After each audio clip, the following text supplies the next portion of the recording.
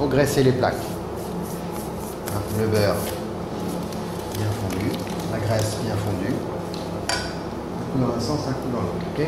On va préparer avec le moins de graisse possible.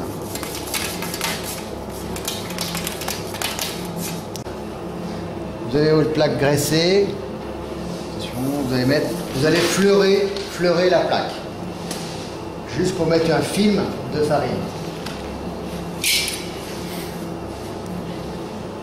Vous commencez bien sûr, on ne commence pas tout à fait au bord pour ne pas déformer nos choux. On va mesurer ici 8 cm.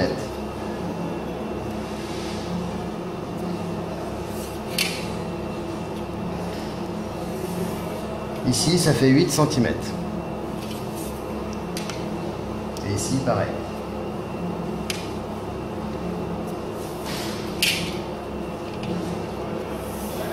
Je fais 2 traits de façon à laisser un petit espace entre les deux pièces. D'accord? On va faire des signes. D'accord? On met un petit peu de pâte à choux ici dans un cornet.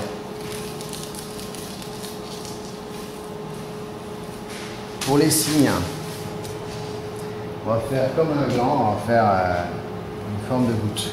D'accord? C'est un chou chantilly en fait, en forme de signe. On est bien par-dessus. Et on avance en pointe.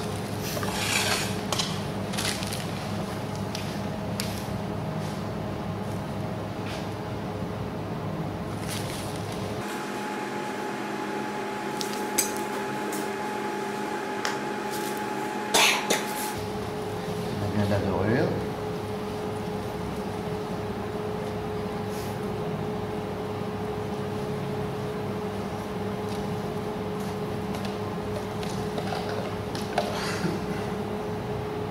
Bien marqué par-dessus. Ici, on appuie un petit peu pour faire le corps un petit peu plus gros. D'accord pour les corps. Pour les têtes ici sur une plaque toujours graissée, donc on prend une tourtière. Vous ouvrez votre cornet assez gros. Assez gros, je fasse un fil assez gros. On va faire des S à l'envers. On appuie ici, on fait une belle épaisseur. Ensuite, on revient ici en haut. Bonjour. Bonjour. Et on fait une virgule.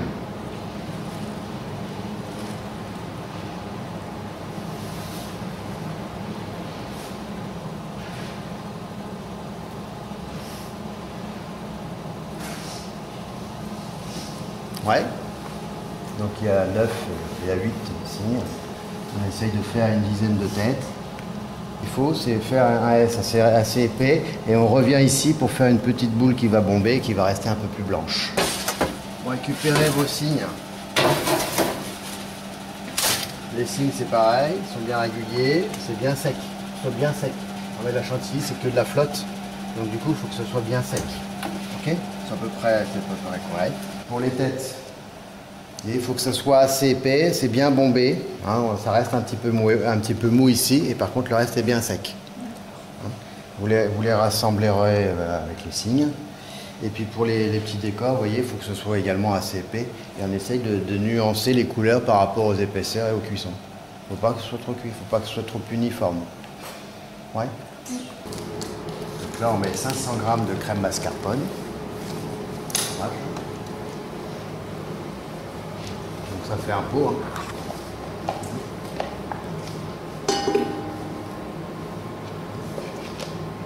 Vous voyez, c'est très simple à faire. On met les 500 g de crème avec. Donc tout bien froid hein, par contre, parce que ça met un peu plus de temps à monter. Il ne faudrait pas que ça se réchauffe. Dedans, je mets 150 g, 130 g de sucre et 20 g de sucre vanillé. D'accord?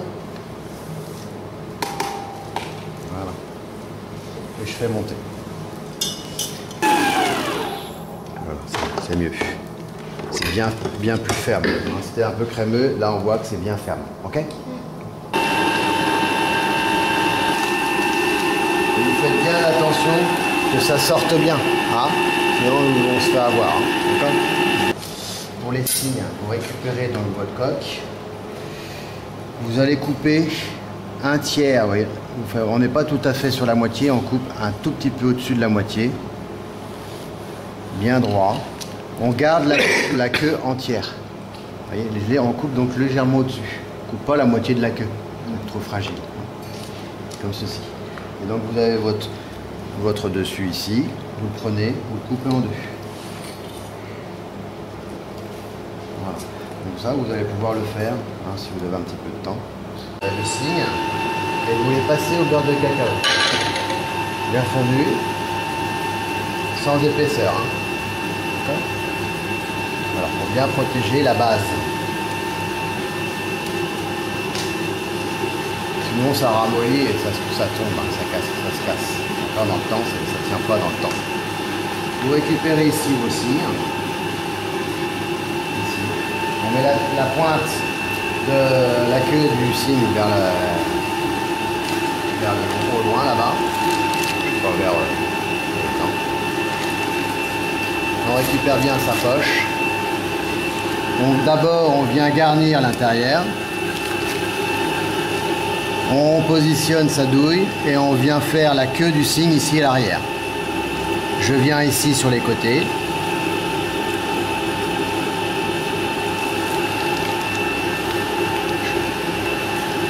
Et le restant ici au milieu. Ouais. Pareil. Vous récupérez votre coque. On va mettre la partie arrondie ici, donc on inverse les deux coques. Et on vient positionner ici les ailes du cygne. Ouais. Ouais. Ah ouais, non mais... boulanger. On garnit l'intérieur. Il faut bien garnir. On se positionne, on fait la queue du cygne. L'extérieur et l'intérieur. Bien bombé. On change, on met les arrondis vers le haut. Comme ceci. Il faut que ce soit bien garni un chou cygne. Hein. Enfin un chou à la chantilly, d'accord?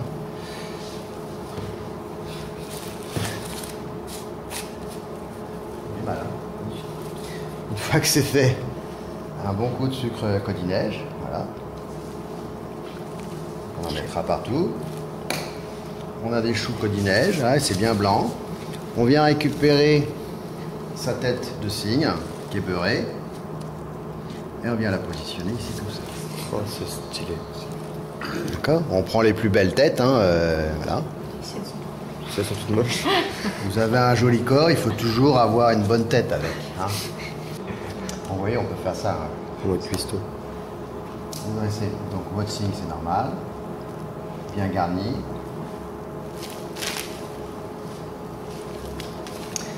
Et si vous voulez donner un petit peu de volume, vous voyez, on va donner hop dans le sens.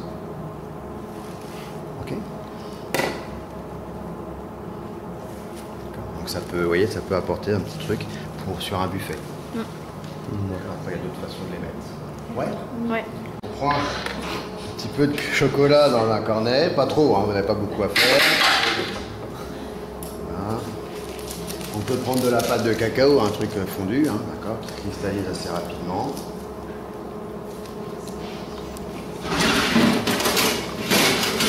On ne fait pas trop gros. Voilà. Et ici, sur chaque cygne, on va venir mettre l'œil du cygne, le bec. Et il y a deux yeux quand même. Et on aura, voilà, la tête du cygne. On peut pas faire de relief. D'accord. J'en refais l'autre, pareil. De face, c'est tellement marrant. C'est de la crème comme de la chantilly, hein, donc ça se maintient au froid jusqu'à ce qu'on la mette en caissette. Regarde la tête que ça leur donne.